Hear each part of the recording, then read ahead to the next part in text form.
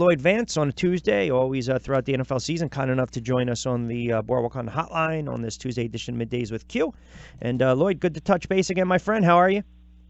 Doing great, Q. And that was a good conversation you had going there. Yeah, I mean, listen, I think a lot of the callers, and a lot of the fans and a lot of listeners, some of them Eagles fans or not, they're curious to see what they're going to do with Carson Wentz. And kind of to the caller Glenn's point, he believes if he's fully healthy, he should be out there. And listen, that's all well and good, but that's also the head coach's decision. I mean, you know this covering the NFL as long as you have. Sometimes you gotta save these guys from themselves. And quite frankly, I don't think one game is going to make a difference. I'm with you, Q. And it's going to be a decision that's the medical staff, Doug Peterson, Howie Roseman, the general manager. They're all going to be involved in this decision. And you want to take your time with these things. You don't want to rush somebody back. We saw this the last couple of years with Andrew Luck. He rushed back with that shoulder and just was never right. And it was like, is he coming back? Is he not coming back? And you want to give the guy enough time to fully heal, both physically and mentally, because that was a big, he tore two pieces of his knee. It just wasn't one piece. So I know he's 25, he's young, he should be able to come back a lot stronger.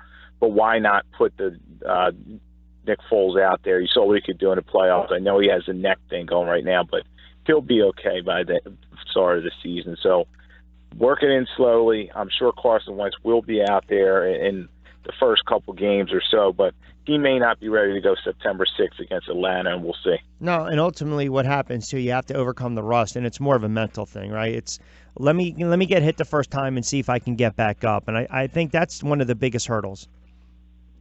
Definitely. And let's not forget this Eagles team, even though Wentz had an MVP-type season last year, they could run the football with anybody, 132 yards per game. And that's what they're going to lean on first and foremost. So whether it's Foles, whether it's Wentz, they're going to lean on that running game and that stable running backs. But I think they take their time with it. Atlanta, a team that's hungry, that may want to have revenge.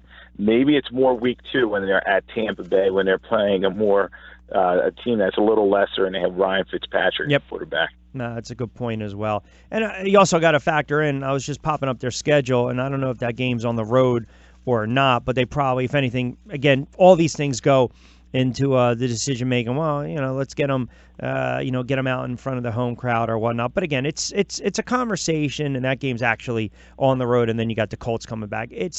We'll get closer to that conversation in another week or so. I thought Baker Mayfield was extremely impressive, and I get it. It's preseason, but I got crushed. I got killed when I said I thought the Browns were going to draft him, and everyone kind of laughed at me. And the only reason I said is, look, if they believe in their convictions and they're going after a quarterback like the Bears did with Trubisky, I want to see this kid perform. I want to see this kid play well, and I thought he played well. He was making some throws. Again, that first-team offense at times ripping through that giant defense. So what was your first overall impression, your first take of Baker Mayfield?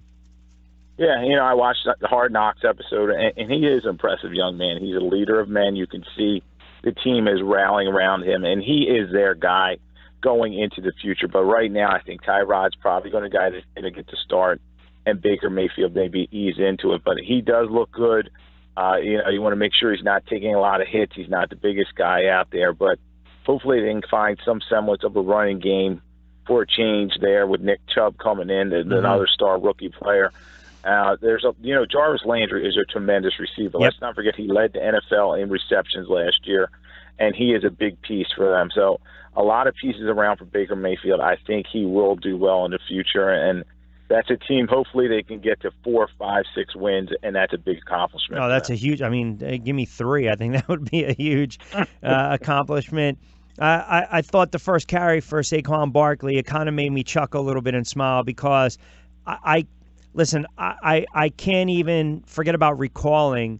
I don't remember a player ever touching the football from the running back standpoint with the Giants and make that type of run, right? It doesn't matter whether it's the Megats or the Joe Morrises or the Tiki Barbers. It just doesn't matter, or the Ronnie.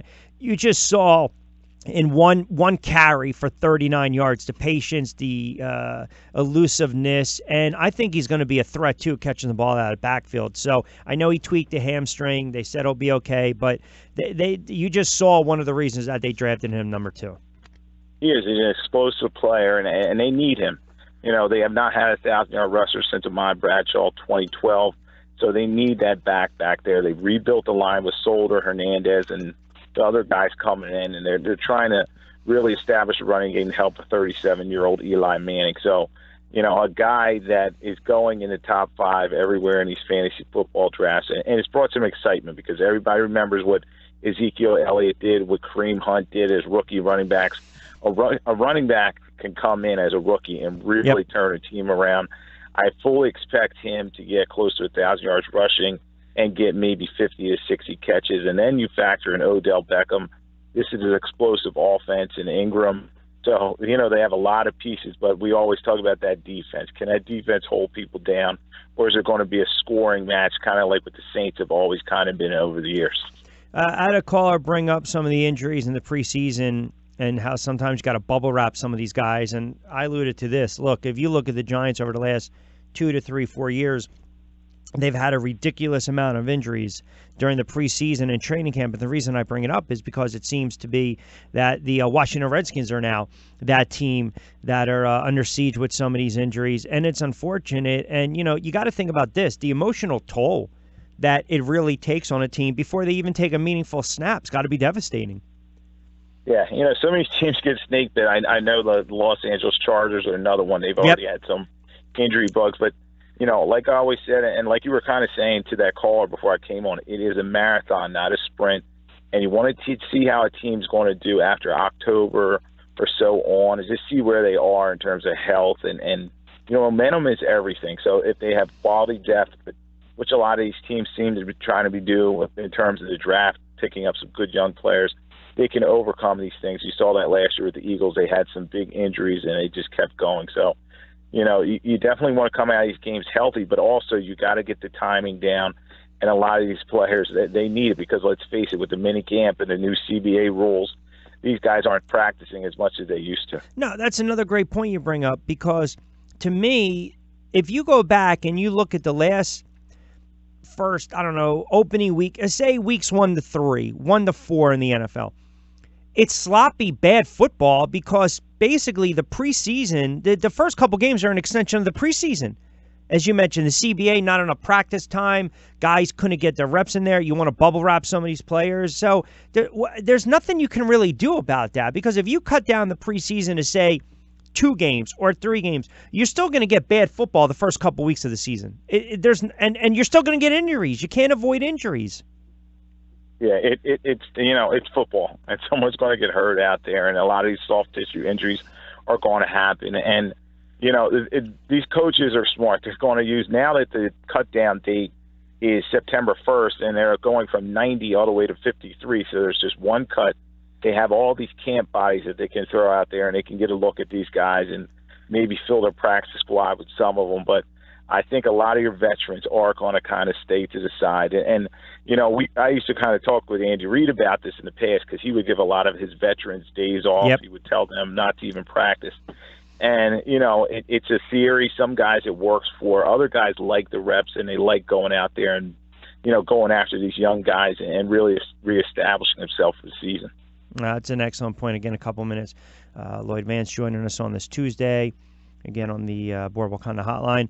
I'm looking around the league, and you listen to what Tom Brady's saying.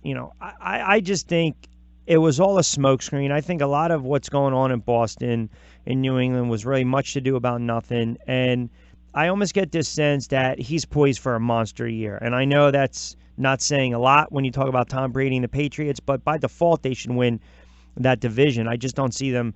I just look around the AFC. I don't see a team legitimately threatening that team. I just don't. And I just think that Brady is going to be on another mission this year to win another ring, and he realized they had it last year, but the defense just going to make some plays.